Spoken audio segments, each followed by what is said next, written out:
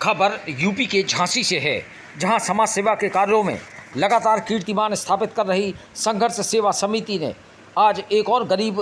कन्या के विवाह में अपना हाथ बढ़ाकर उसे उसकी मंजिल तक पहुंचा दिया। दरअसल भोजला निवासी पप्पू परिहार मजदूरी कर अपना और परिवार का जीवन यापन कर रहा है। उसकी पुत्री संजना का विवाह 10 मई को तय हुआ है, लेकिन परिवार आर्थिक रूप से इतना सक्षम नहीं है। पप्पू परिहार अपनी पत्नी रंजन परिहार एवं अन्य परिजनों के साथ संघर्ष सेवा समिति कार्यालय पहुंचा, जहां उसने अपनी व्यथा समिति के संस्थापक डॉक्टर संदीप सरावगी के समक्ष रखी। समाजसेवी संदीप ने उपहार एवं पारिवारिक जीवन के उज्जवल भविष्य का आशीर्वाद देकर उसे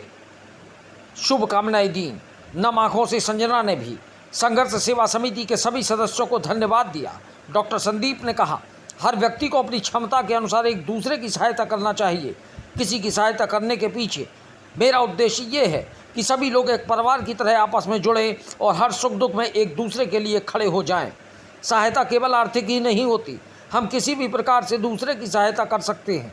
इस अवसर पर कमल मेहता, निखिल नगरिया, कौशल जहां, हाजरा रब, मीना मसीह, अब्दुल रब, भूपेंद्र यादव, एडवोकेट संतोष दोहरे, एडवोकेट चंद्रभान आदिम, एडवोकेट रविंद्र नगरा, संदीप नामदेव, राजू सेन, सुशांत गुप्ता, राकेश अहिरवार, बसंत गुप्ता आदि मौजूद रहे। झांसी से दीप न्यूज के लिए दीपक चंदेल की रिपोर्ट। हमारे यहाँ संघर्ष सेवा समिति में एक और बेटी जिसका नाम संजना है ना, संजना, और इनके पापा का नाम पप्पू परिहार। आप भोजला गांव से आए हुए हैं। मम्मी रंजना जी और बेटी की शादी है, तो गांव में चर्चा की इन्होंने कि चूंकि इनकी आर्थिक स्थिति सही ना होने, मजदूरी करते हैं आप, तो इन्होंने गांव में चर्चा की। तो वहाँ के बुजुर्ग लोगों ने इन्हें अवगत कराया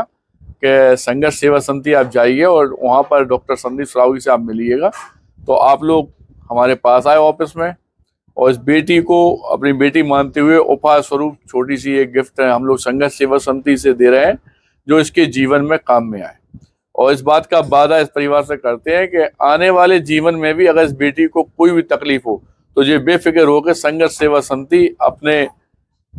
बड़ा भाई मान लो, आप पिता स्वरूप मान लो हम लोगों को, हम लोगों के पास आ सकती है। कोई भी कष्ट हो, किसी तरह का कष्ट हो, हम लोग इसके साथ हमेशा खड़े हैं। दूसरी बात हम आपको एक और अवगत कराना चाहते हैं दोबारा पूरे बुंदेलखंड वासियों को, चूंकि हर आदमी, हर व्यक्ति यह बात जानता है कि निस्वार्थ भाव से दिन रात में मेरी पूरी टीम, हमारे जो लोग हैं, बहनें हैं, हमारे परिवार के लोग हैं, सारे लोग निस्वार्थ भाव से सिर्फ और सिर्फ सेवा का काम करते हैं। और आप लोगों से सिर्फ एक ही निवेदन है कि किसी तरह कोई भी बेटी अगर वास्तविकता में बहुत ही ज्यादा दयनीय स्थिति में है, किसी के पिता नहीं है, किसी के भाई नहीं है, किसी बच्चे को पढ़ने लिखने में बहुत ज्यादा दिक्कत है, खेल कूद बहुत अच्छा जानता है, उसके पास व्यवस्थाओं की कमी है, इस तरह का कोई भी दुख वाला काम, परेशानी का काम, दुख सुख में भागीदार हम लोग और हमारी पूरी टीम आज झांसी नहीं पूरे बुंदेलखंड में काम कर रही है। और कोई भी आदमी हो परेशानी में तो आप लोग इस बात को बता सकते हैं कि यहाँ पर जाएं आप, या हमसे उनका कॉन्टैक्ट नंबर दे सकते हैं, बात कर सकते हैं। और आप पब्लिक से भी एक ही हम हाथ जोड़ के निवेदन करना चाहते हैं कि प्लीज, मतलब जिस तरह से हम लोग सेवा कर रहे हैं बिना जात पात, बिना समाज को माने हुए, इसी तरह से आप लोग भी एक टीम छोटी छोटी बना के छोटी छोटी इकाइयों के रूप में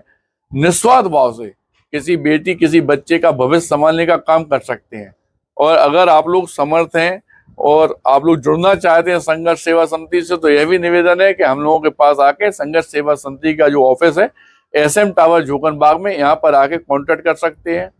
अपनी तरफ से भी आप कुछ करना चाहें तो संघर्ष सेवा समिति से कांटेक्ट कर सकते हैं, डायरेक्ट करना चाहें डायरेक्ट कर सकते हैं। लेकिन एक संकल्प, एक वादा जो हम चाहते हैं कि अपने जीवन में कमाई हुई पूंजी का कुछ भी हिस्सा, मतलब हम कह रहे हैं बहुत कम, छोटा सा, आप जितना पैसा कमाते हैं उसमें 5 पैसे भी अगर निस्वार्थ भाव से किसी की सेवा में लगाएंगे तो ईश्वर, भगवान, ऊपर वाला आपका साथ देगा, आपके परिवार का साथ देगा, और जो आने वाला दुख है वो स्वतः ही खत्म हो जाएगा। यही हम आपसे निवेदन करना चाहते हैं और धन्यवाद करना